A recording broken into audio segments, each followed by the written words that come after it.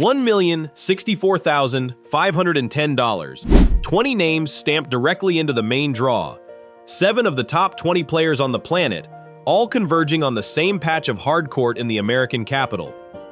And pressed against the fences outside the William H.G. Fitzgerald Tennis Center, a color scheme this tournament was not built for.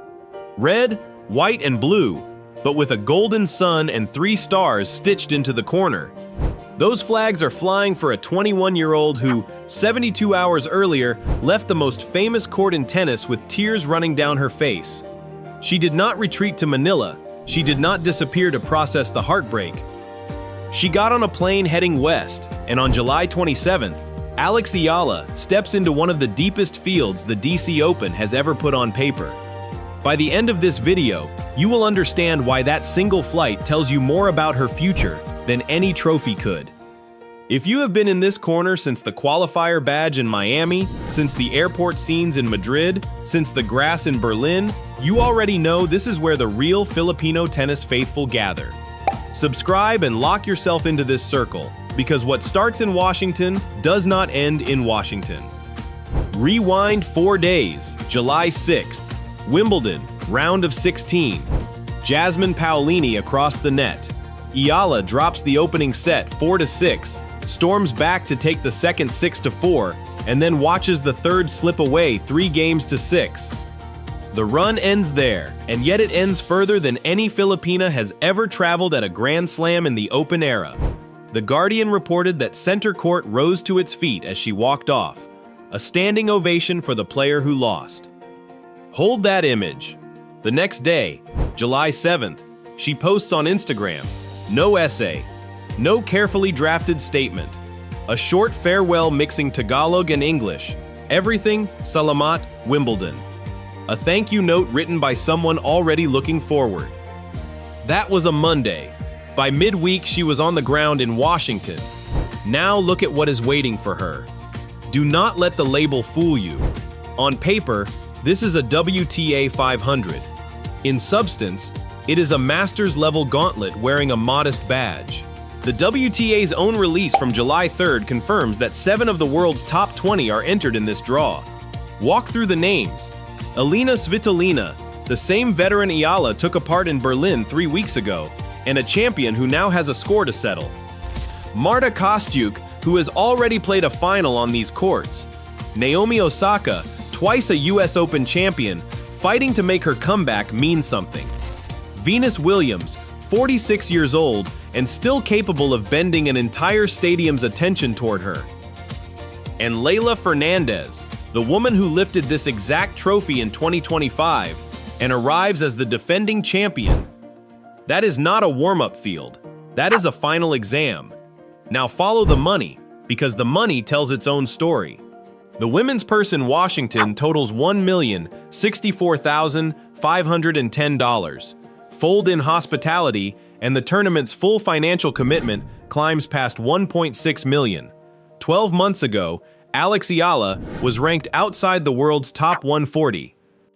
For a player who was grinding through qualifying draws a year and a half ago, this is not simply prize money. This is a different economic universe.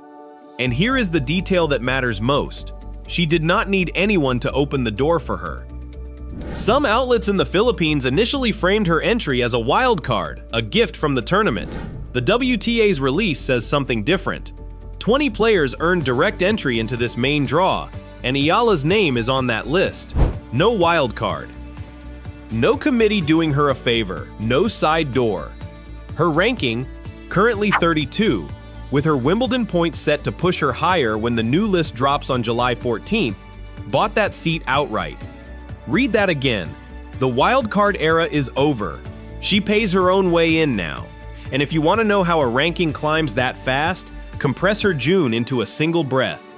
June 17th, Berlin. She defeats Elena Rybakina, the world number 10, 7-5-6-4. June 18th, Berlin again. She dismantles Elina Svitolina 6-3-6-4, a former Grand Slam finalist and a fixture of the sport's elite, beaten on back-to-back days, on grass, on their preferred surface. Then July 4th, Wimbledon, round of 32. The defending champion, Iga Swiatek, stands on the other side. Eala wins 7-6, 6-2. That is her second career victory over Swiatek. Nobody beats Iga at Wimbledon by luck. You beat her because you have arrived. And when the microphone found Eala after that win, she delivered a sentence that Filipino social media immediately carved into stone. She said, "The court is not the place to belittle yourself." Understand what that sentence actually is. It is not a slogan.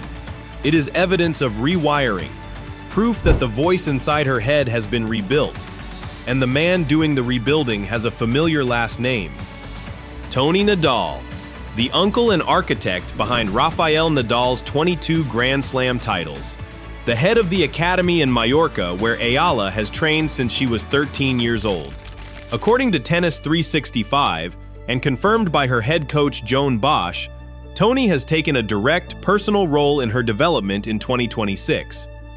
Eala described the partnership herself in comments carried by Tennis 365 this year. Toni, she said, told her things she did not want to hear, but needed to. Sit with that quote for a second. That is not a player collecting compliments from a legend. That is a player asking to be confronted. And Toni's public verdict on her? He sees serious potential in her tennis, and just as importantly, in her personality.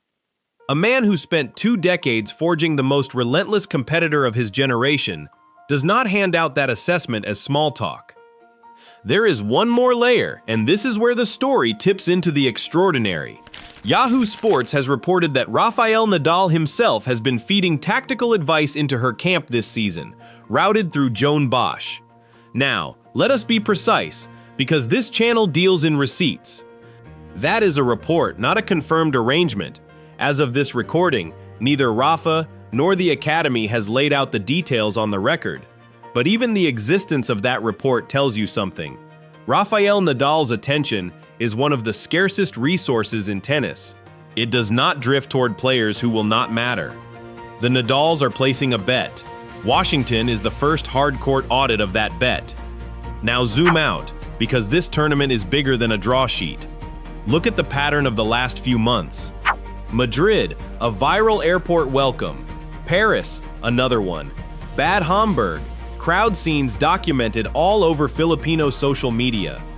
Wimbledon, the LA Times ran a feature on June 29th specifically about the passionate Filipino support ringing the grounds. Washington is not a break in that pattern. Washington is its logical destination. The DC, Maryland, and Virginia corridor holds one of the largest Filipino-American communities in the United States. If the last 4 cities are any indication, the fences at Fitzgerald will be draped in the sun and stars before her first practice ball is struck. And there is a symbolic weight here that no other stop on the tour carries. The Philippine Embassy sits just blocks from the tennis center. When Eala walks onto a practice court this week, she is a 21-year-old from Manila carrying a flag through the diplomatic heart of America, the capital city of the country with the most influential Filipino diaspora on earth. The business of tennis has noticed. The WTA's prize money has grown 13% year over year, and the sport is pushing hard into Southeast Asia. Every packed fence line, every jersey in the stands, every viral arrival video is part of the reason those checks keep growing. Alex Eala is not just benefiting from tennis expanding into her region. She is one of the reasons it is expanding. Run the projections, reach the semifinals in Washington, and she is on course to enter the top 25 before Montreal even begins. Win the whole thing, and this stops being an inspiring story and becomes a career trajectory. Because Washington is only the first domino, Montreal and the National Bank Open come next, then Cincinnati in August, then the US Open in New York starting August 24th. 3 tournaments, 1 runway, and at the end of it, potentially the first top 20 ranking in the history of Philippine tennis. But this channel does not sell fairy tales, so let the doubt have its turn. She lost her last match, 3 sets, on the biggest stage of her life against Paolini, and she could not close it out. Fatigue is not a theory here, it is a pattern the tour has seen before. 12 months ago, the Cincinnati stretch exposed what a brutal back-to-back schedule can do to a young body. The question being whispered around the sport right now is simple. Can a 21-year-old peak on grass in early July and peak again on North American hard courts before the month is even out? History leans toward no. Then again, history said a Filipina would never beat a reigning Wimbledon champion on grass. History said the round of 16 at a slam was out of reach. Alex Eala has spent all of 2026 treating history like a rough draft. So picture the moment that answers everything. Somewhere in the next 2 weeks, she walks out at Fitzgerald for her opening match. The stands are speckled with sun and stars flags. Somewhere beyond the fences, her country's embassy flies the same colors. And across the net stands one of the 7 top 20 players who came to Washington expecting a routine week. Now run the tape back. Rybakina, world number 10, beaten in straight sets. Svitolina, beaten the very next day. Swiatek, the defending Wimbledon champion, beaten on center court's lawn. A phone call home to her father from the court in Berlin, shared with the world, unhidden. A standing ovation from center court in defeat. A 2-word thank you that 115 million Filipinos read like a promise. A flight west within 48 hours of heartbreak. The player landing in Washington is not the qualifier who showed up in Miami 18 months ago. She is the project Toni Nadal chose for his second act. She is the puzzle Iga Swiatek could not solve on grass. She is the arrival an entire diaspora has been waiting on for a generation. So here is the question worth fighting about in the comments. Does Alex Eala push through to the semifinals in Washington, or does the Wimbledon hangover catch her early against a seeded opponent? Drop your prediction below and tell us which name from that loaded draw you want to see across the net first. And if you have been watching Eala's progress since Miami, since Madrid, since Berlin, you already know where you belong. Subscribe to join Eala's team, because Washington is only chapter 1 of a 3-city campaign. DC, Montreal, Cincinnati, then Flushing Meadows.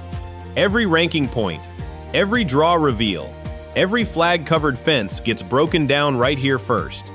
This community saw her coming before the world did. Now the world is pulling up a chair.